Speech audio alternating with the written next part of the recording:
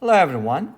In this video, we're going to be solving a very interesting system that has some 3D implications. Remember, in my previous video, I mentioned that I was going to do a 3D graph and show you in my upcoming video, and it's this one. So we're going to go ahead and take a look at the graph of one of these functions. The other one I'll also talk about what it means. So basically, we're kind of looking at it from an analytical geometry standpoint, because at the end, it is the intersection of curves, right? Or are they all curves? That's a good question. We'll talk about that. So to be able to solve this problem, what would you do? First of all, this looks like a system of 3 variables, or is it 6 variables, A, B, C? Actually, no. You are supposed to be solving for x, y, z, unless otherwise stated. And A, B, C are parameters, given numbers. So for example, I could tell you, hey, suppose A equals 2, B equals 3, and C equals 1. Can you solve it under that condition? Or I can change the A, B, C values. So you can play with the values of A, B, C, and every time you do use different values, you're going to get a different function in 3D, and then the intersection points will differ. Of course, they're going to be different every time, right? Or there may not be any intersection points. Okay. So that's the parameter, A, B, C are parameters that we're using to give this problem a really nice flavor, because I believe, and I could be wrong, this is one of the problems that AI will struggle to solve. Again, I could be wrong, I'm just totally guessing here, because the thing is, problems with parameters are the hardest type of problems, in my opinion, at the elementary level. I'm talking about Olympiad levels, like all the way up until college level. I'm not talking about the Putnam, but maybe something like an IMO, but not a proof problem, of course. Maybe something below an IMO level, something like AME, AMC, which is American Math Competitions, and so on and so forth. Anyways, some local competition maybe. But the thing that makes this problem really hard, because for different values of ABC, we get different solutions. We basically get a family of solutions, if that makes sense at all, right? And some families do not exist. So for certain values of ABC, we may not even get solutions. For example, what happens if A is equal to 0, right? Okay, good question. So to keep a long story short, we're going to be solving for x, y, z. So I'm going to be giving you solutions at the end, but our solutions are going to be in terms of A, B, and C. Make sense? I hope it does. Great. So let's go ahead and solve this problem first, or should we look at the 3D graph first? Well, it looks like on the second page of my slides, I have the 3D graph. So I'm going to go ahead and show you what it looks like, and maybe we can talk about it. Here's the 3D graph. Ta-da-da-da. First time I'm using Desmos, so I'm excited. But if you look at this carefully, this is the graph of 1 over x plus 1 over y plus 1 over z equals 1. What does that look like to you? Is that like an hyperboloid? Or is that a hyperbola in 3D? Whatever you call it. I don't know what it's called. But it kind of looks like a rational function. Look at the curves. For example, if z is equal to 1, just look at some particular values.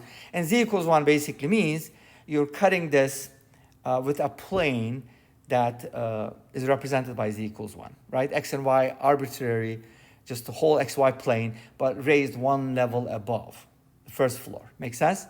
Okay, so if z is equal to 1, this is going to be 1. These are going to cancel out. We're going to get 1 over x plus 1 over y equals 0, which is a really trivial case, and that means y equals negative x. Of course, x and y cannot be 0, so we kind of have to take out the origin, okay? Well, not the origin, but 0, 0, 1, okay? Great. So now y equals negative x represents what? Normally, if you were graphing this in 2D, y equals negative x would look like this. But you have to give it like a z dimension, so kind of bring it up, and it's going to be like a plane. Make sense? Y equals negative x is a plane. So the plane and the z equals negative 1, they basically intersect. And you can keep doing this. Obviously, z cannot be 0, but it can be negative 1, something else. You can keep doing this, and that's going to give you all these solutions that are on the curve. All the points on the curve will basically be like x, y, z points. Make sense? Great. Now let's go ahead and go back to the original system, because this is the graph. Okay, great. It looks nice. But how do you solve the system, right? That's what we need to talk about. So let's go ahead and rewrite the system. 1 over x plus 1 over y plus 1 over z equals 1. And if you know the name of this curve, please let us know.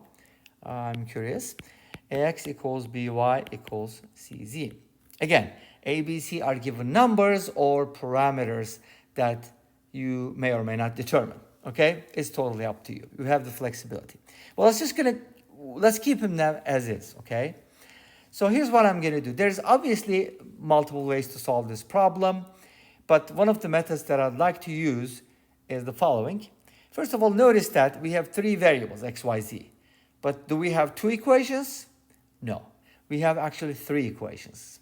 Even though this looks like two equations, because this is an equation, this is another equation. You can write them separately if you want, or treat them as a whole. But we do have three equations, so we should be able to solve for x, y, z easily. Not so easy, but it's not bad either. Okay, hopefully. You agree with me on that one. But here's my first method maybe, and I can also talk about some alternatives. I'm going to go ahead and call this, because this looks like ratios or proportions. X, y, z are inversely proportional, right? So can I set this equal to k? K is my constant. And from here, I'm able to write x as k over a, y as k over b, and z as k over c. This is what's really cool about problems with ratios and proportions, that once you set it equal to something, and we do this all the time, like for example, if you were given a problem like this, and let's say x plus y plus z is equal to 25, and let's say you're trying to solve for x, y, z, you would set it equal to k, because then x would be 3k, 2k, 5k, boom, you're done. Find k and then find x, y, z, easy, right? Here it's a little harder, but still manageable, I think. So 1 over x is the reciprocal, so it's going to be a over k, and then b over k, and then c over k, and the whole thing is equal to 1. This means a plus b plus c, a become a common denominator. This means a plus b plus c is equal to k, or k is equal to a plus b plus c, however you want to interpret it. But this is what it is. Now, how do I use it, right? That's the question. All right. Good. Now, since we're trying to solve for x, y, and z, and we do know that k is equal to this, and notice this probably makes more sense if you write k on the left-hand side. Even though you can read it differently, either way is fine. But I think this is more intuitive for most people at least, or maybe for some people who write from left to right.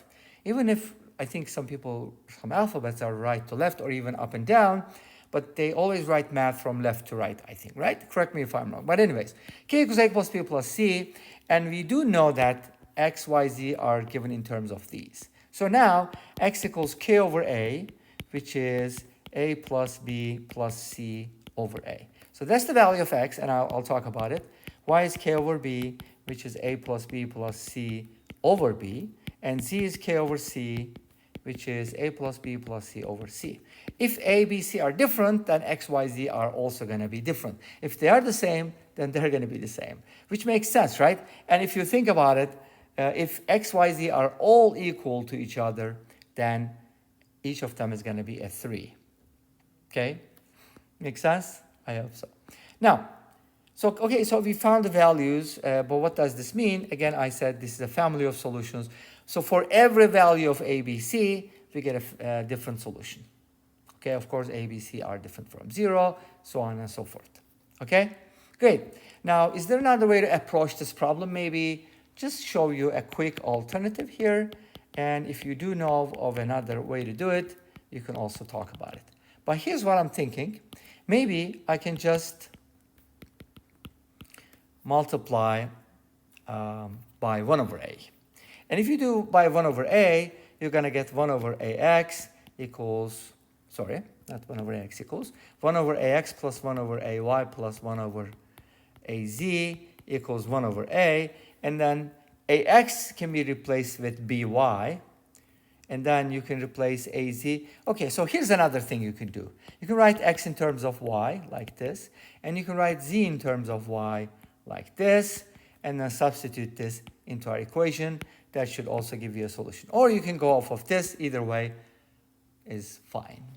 And this brings us to the end of this video. Thanks for watching. I hope you enjoyed it. Please let me know. Don't forget to comment, like, and subscribe. I'll see you next time with another video. Until then, be safe, take care, and bye-bye.